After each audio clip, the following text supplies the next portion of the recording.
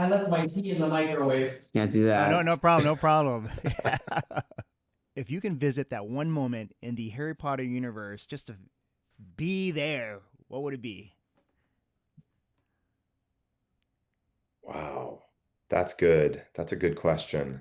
I feel like there's so many. Nerd Reactor, roll out. I guess we can start with Harry Potter and the Cursed Child.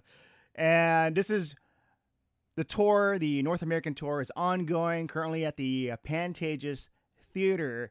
And so you guys have been performing already. So we're like at I think we're in the middle part, right? Yeah. Yeah, we opened in February, early February, and we're here through June 22nd. So we are over the halfway hump, and it has just been such a great run in the city so far. Yeah, and I feel like this is one of the longest runs in like, for example, Los Angeles for a show. Because usually sometimes like a tour, it's like maybe a month, less than a month, and then you move on to the next city. So what has that been like just being in LA for a while? Well, I think the reason that this show sits down so long in cities is not only because of the scale and of, if you ask anyone who's seen the show, the illusions and the magic that is on stage and the time and effort that requires. It's also because it's in such high demand. I mean, we're under no illusion that like Harry Potter is such a beloved thing. It is such a almost mythical part of the zeitgeist of the culture. And so if you can't see it this weekend, there are many, many, many, many, many other weekends where you can see the show.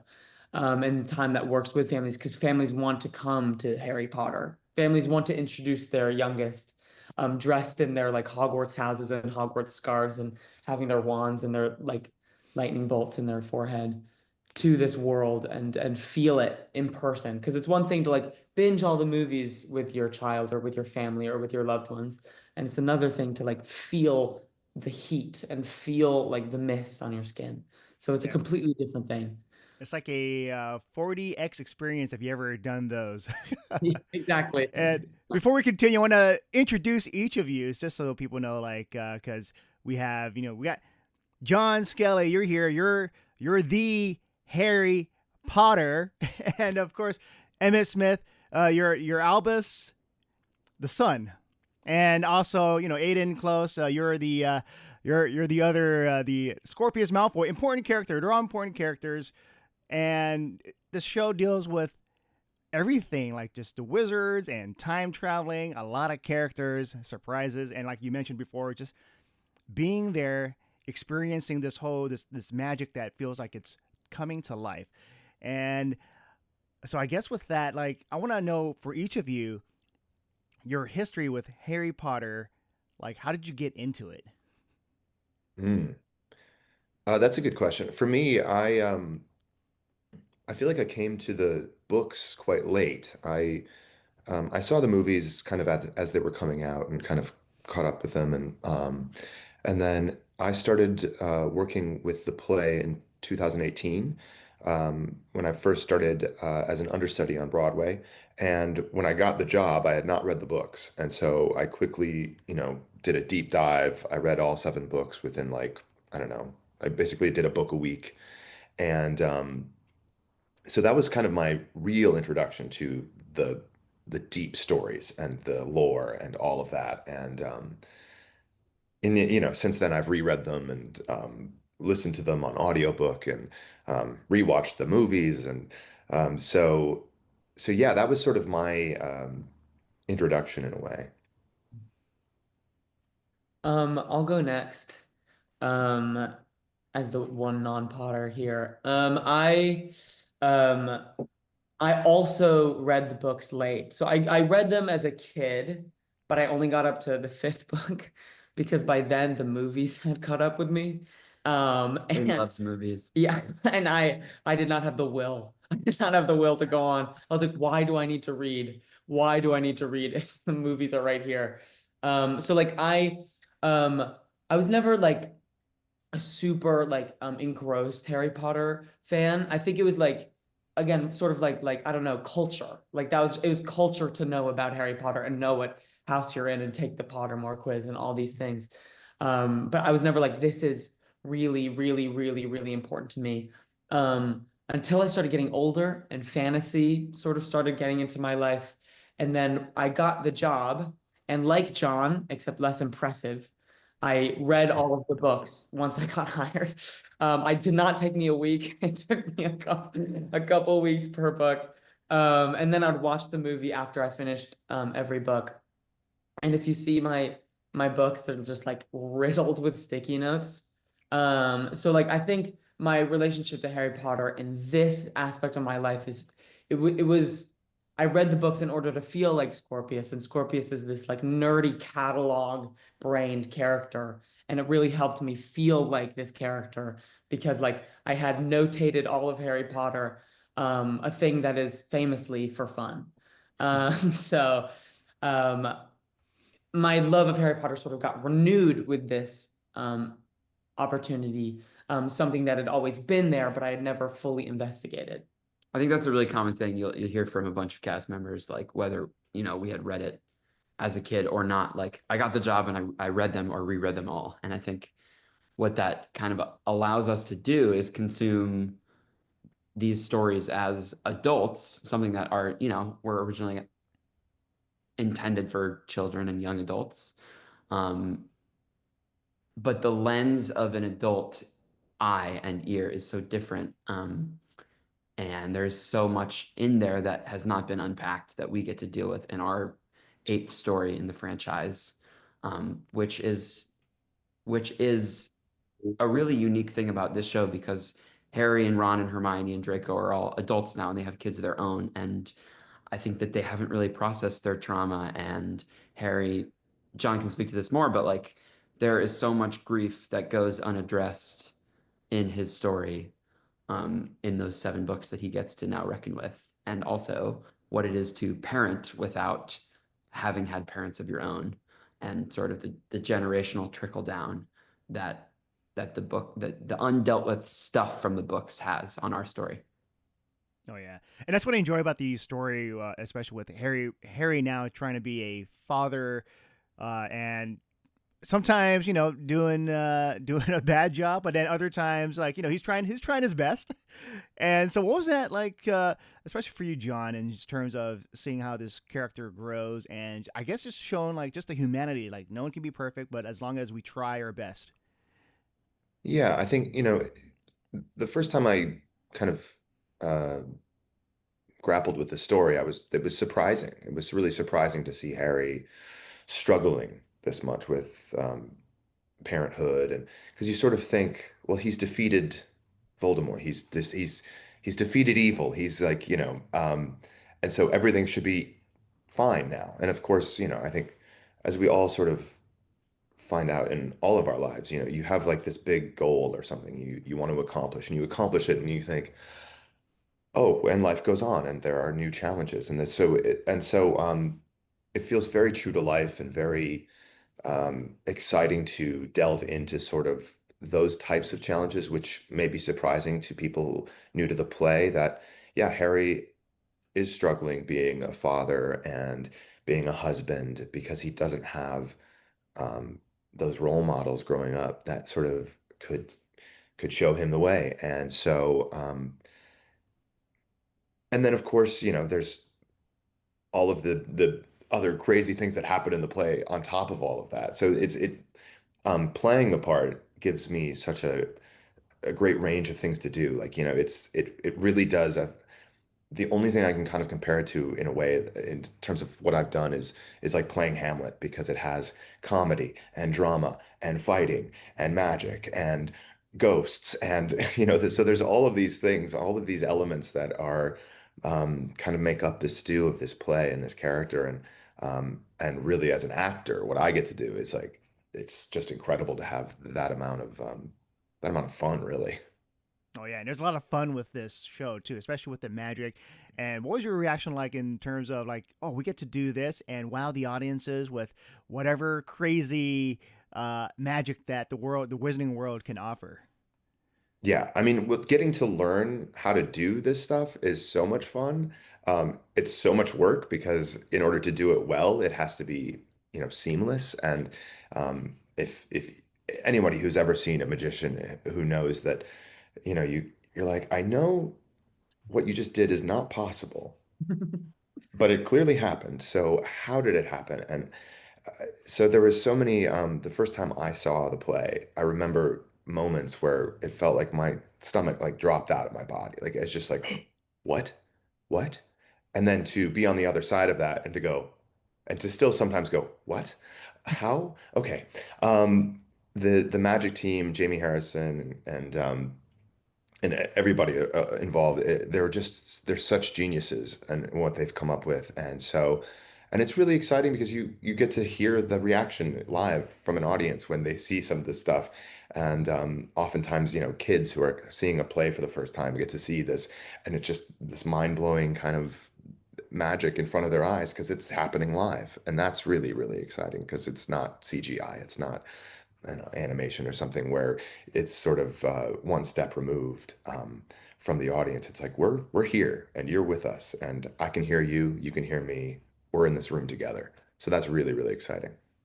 Oh yeah, and I think like one of the things, I'm not sure if there's like a spoiler for those that haven't seen it yet, but I'll edit this part out if it is. Like, let's say one of my favorite characters is Cedric. Like when I'm watching the movie, because Robert Pattinson, charming guy, seeing him on screen, like, oh, this guy, hopefully nothing bad happens to him, and so something does, and you watch this, you kind of get to see more of Cedric, just getting to see like the other side and how the other characters, how they see him. And in terms of like just the play and getting to see other characters having their moment to shine, what was that like for you in terms of reading the books and it's like, oh, this is cool how they pulled this off? Yeah, well, I think the whole play is contending, like Emmett said, with the grief, the unanswered grief of the books, and also like the continued joy of the books. Like I think not only is it like sort of the books like end with this like 19 years later epilogue that is the first scene of our play, that like it's an immediate baton handoff to our play. And while it does like seek to answer these things, like John was speaking of, like how is this like the boy who lived, how is he struggling? Because like it's supposed to be perfect now, it's supposed to be happily ever after. But if you read the books, as I did, longer than John, it would like you read the books and Harry is a deeply angry and frustrated, and He's a kid. and he's like such a teenager, and he's a human being. And I think that's the power of the book. He's the chosen one, but like he's a kid grappling with that weight, and he's so lonely during the books, and yet he has such great friends. And I think that dichotomy of like grief and joy is very much contended, because you see characters from the books like that are big surprise moments and big shock moments for the audience. And it's just a reminder that it's not only contending with the death of Cedric, the boy, the pressure of being the chosen one, and also the pressure of parenting without a role model. It is also like the joy of seeing these characters again, and the joy of like someone nerding out and raising their hand over like answers about the world, and like the joy of watching like friends come together and battle the odds and become ostracized but then become accepted. Like it's all the same quintessential Harry Potter that the world has come to love. Oh yeah. And so you all of you have been portraying these characters for a while now, and I was wondering, because before all this, like all right, you guys are going to be in this beloved franchise, and there's going to be Harry Potter fans are going to be like watching this and maybe nitpicking. But for you, the feeling of like before getting the part, like was there any nervousness in entering that world, and it's like, oh, this is what I'm going to be known for?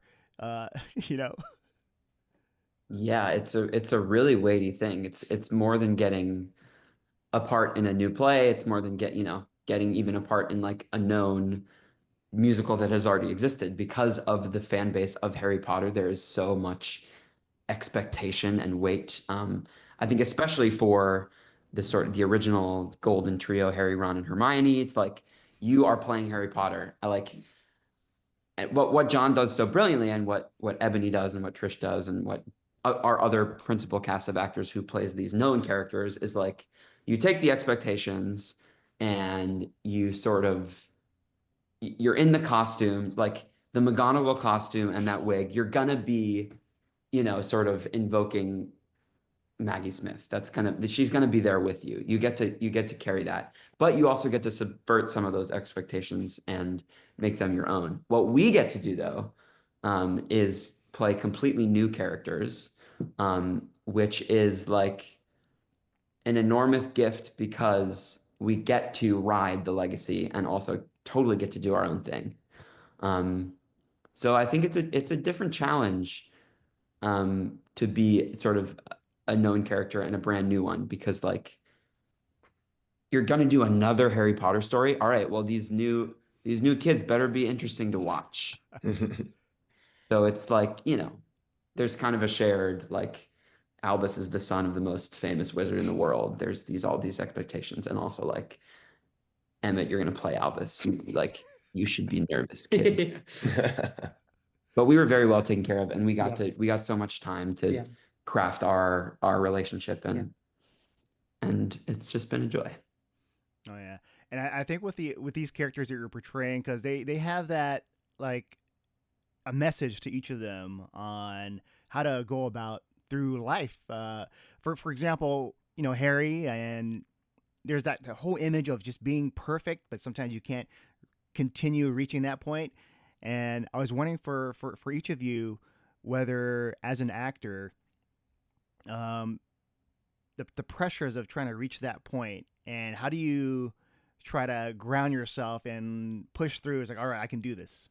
Well, I think it's interesting, you know, that question sort of, it feels like it mirrors, like, kind of what Emmett was saying, like it mirrors the characters' experiences too. You know, Harry has all this pressure to be the boy who lived, the perfect kind of Harry Potter. Ginny at one point says to Harry, you know, Albus can tell when you're putting up this Harry Potter front, this sort of image that you project to the world. And I think as an actor, that's a similar sort of pressure. You know, you have this expectation, people coming into see the show. It's like, who is Harry Potter? Well, you have this expectation put upon you. And so in some ways, it's kind of, that part of it is freeing, because you go, oh, I'm experiencing this and Harry's experiencing this, and I can just live that truth of yeah, there's a lot of pressure. So I think this is Harry Potter, you know, the Harry Potter. This is how I am. And then in those private moments, it's you get to kind of explore those, like, you know, kind of deeper feelings, and those are, I think, hopefully universal feelings, because I think all of us, you know, you read the books and it's impossible to not sort of start to, you know, you kind of become one with those characters, and yes, I agree with them, or you know, or why is Harry acting like this? Oh, now I get it. And so, yeah, in some ways it feels like it's a continuation of playing the part. Oh, Yeah. I'll go next. I don't think there's any dissonance between us and the characters every night. Like, I don't think there's, like, I think John is spot on. I think all three characters, if I can speak for all three characters, like, come in with an immense amount of pressure. And like, when we first step on stage is our first day of Hogwarts. So like, there's an immense amount of, like, synergy between us and the character, because like, even if, like, I don't know, like maybe like my pre-show goes wrong and I'm rushed and like I feel like I'm out of it, it only helps the character, because that's probably like I can't speak to this, but like I can imagine a universe where like Scorpius is just pushed on, like immediately, like pushed on the train, and it starts going, and it's like, okay, we're going now, and like, so there's no dissonance between our lived experiences and these characters, because like Scorpius comes in with like this very deep, disturbing rumor that is being spread about him, and also with an intense desire to be liked, and like, and to be loved and to be found.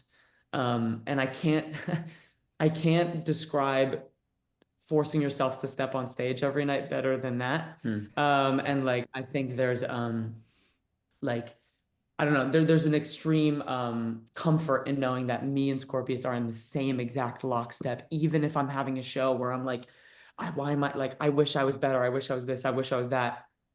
What do you think Scorpius is thinking all the time? So that's it, there's a real comfort in that. Yeah. And Emmett.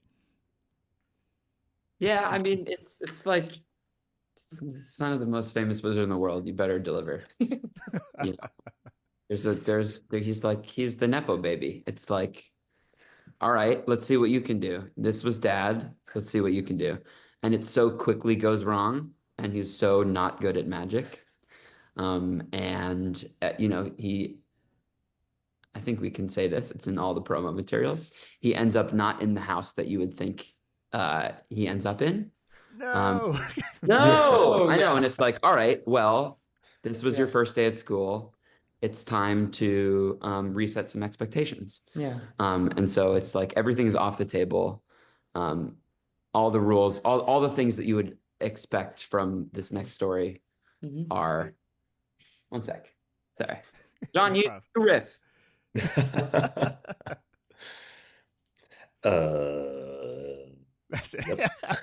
Okay, we're good. Okay, so speaking of I that, need like lines.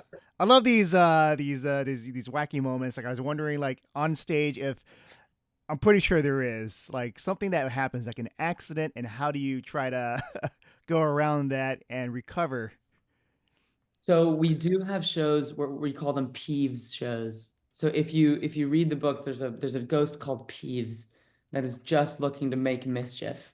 And it seems like when I don't know, like there are many shows like you know, like a show is a living, breathing thing. And that's what makes it beautiful, is that like you see like, I like something just happened, and like that reminds you that it's real. And like but sometimes we have shows where it's just like something is happening. Like there's like some sort of supernatural poltergeist is trying to mess with our show. And honestly, sometimes that's when it comes the most alive. Because I think it's a common experience as an actor. It's like I flub a line, or like I feel like I miss something, and there's just this, maybe it comes from ego, maybe it comes from some other source, but there's like this like fire that gets lit in you, and you're like, no, like I will bring the resounding thunderbolt of truth onto this stage right now because I have to, because of shame, maybe, or maybe because of like this, like, I don't know, it shocks you awake. It works with the audience too. Like if something obvious wrong happens, the rest of that show tends to be the most reactive audiences, because it's like that thing in circus where an acrobat will throw a trick just to wake up the audience and remind you that it's real, it's happening in front of you. And so maybe a month ago, something with a flying sequence went slightly awry, and the rest of that act, the audience was just on fire, because it is so well done that it's easy to forget that it is happening through technique live in front of you. And we just went to the Magic Castle in LA a couple nights ago. Yeah. And which is an amazing place, and it's like such a reminder of the things that we can forget after doing it 200 times, which is live magic, and you know what it is to be on the other side of that. But one, like a trick super didn't go right for like a sort of card table magician, and the rest of the set was just fire, because people, I mean, maybe they threw it on purpose, who knows, but people just really wake up when you realize that this is happening live in front of you. So Peeves is kind of our friend in a way. We never hope things go wrong, but live theater, anything can happen at any moment, and that's the power.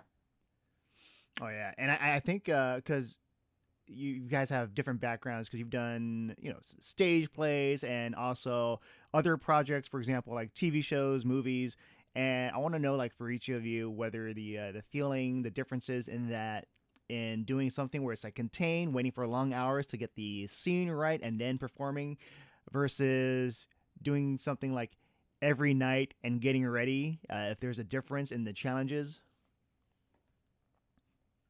I mean, there's definitely, I mean, a difference for me. I mean, my experience in TV and film is fairly limited. I have a few credits there, but I've never spent the time that I've spent in a theater, which and of course, doing a play like this where we're doing it 8 times a week for months on end, it's like it really starts to challenge your mind in a way of how do I stay present and alive and like this is new for the first time every night, but at the same time, you're thinking about technique and making sure it's clean and making sure the magic happens, making sure that information is getting out to the audience. Oh, did they hear that? I don't think they quite heard that. Let me make sure I really land this next bit about who this character is, or how many years have passed since you saw us last, things like that. Which often, when you're doing TV or film, that's an editor's job. That's the director's job, is to worry about those things. So there's that part of being in a play every night is really exciting. That to me is what gets me really excited about doing it, is that it's sort of on us as a cast to make sure that the audience is receiving the play in the way that we hope they're receiving it. Um, and yeah, in my experience at TV film, it's like, I mean, I get very nervous for TV and film just because I have had less experience doing it. And so that feeling of like, yeah, the lights and sound, speeding, and action. But it's a bit of that first preview moment of like, oh, I hope this works.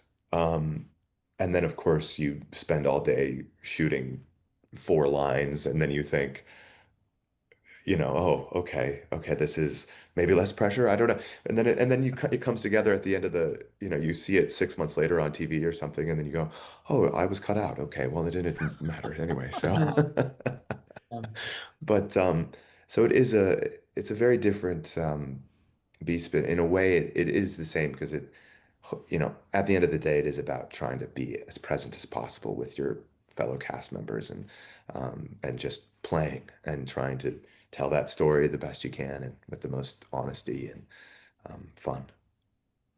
Yeah, and I guess the difference is like for when doing that, right? Like you're the film and TV, you do it, and then that's it. You're not sure whether it's received well compared to doing a show where the audience is right there. So like, all right, this was a good night.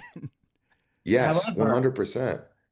However, I would caution, I would caution against it because the one thing I've learned many things doing this, but one standout is like what eggs or like what basket are you putting your eggs in? And like I think John is completely right. Is like there is a lot that is similar between film and theater in terms of doing it, in terms of pursuing truth, and in terms of like prepare, let go, free fall is very similar. But the one thing like that is really beautiful about doing this show over and over and over and over again, you learn what lies your brain is telling you about audience interaction, because sometimes or often the shows where the audience is quiet and you're like, oh God, what am I doing? I'm doing something wrong. Like I'm doing something wrong. Something is going horribly wrong. Like it's crickets out there. They will leap to their feet at the end of it. Like they will leap to their feet at the end of it and be like, that was incredible. Because it's just different people react to different things.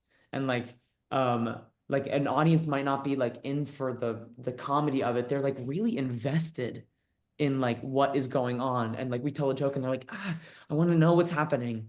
Or like if like an audience is like, I don't know, I'm here to like have a good time, and whoa, look at that magic trick, and oh my gosh, like that was incredible, oh my gosh, and then like they leave being like, that was such a fun ride. Yeah. And like, but there will always be the one person in the audience that is like not laughing, not clapping, just like watching entranced, or like the one person like in an empty or like a silent audience like guffawing and like losing their mind.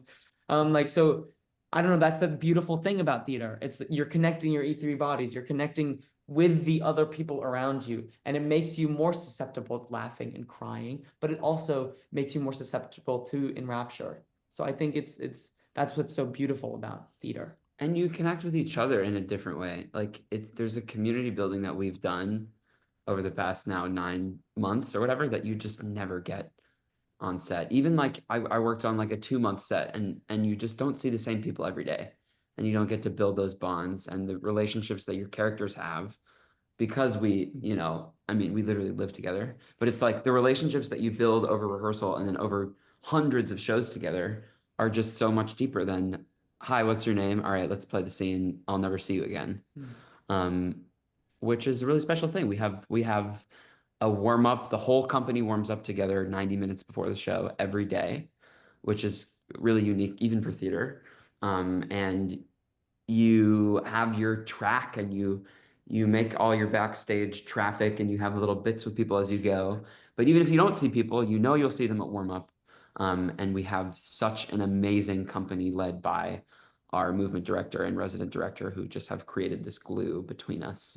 And that has been, I think, the biggest surprise and the biggest highlight for me in this experience is the community that has come out of it, especially on tour away from home and friends and family. To have each other and get to do the play is just total once in a lifetime thing. Oh, wow. Yeah.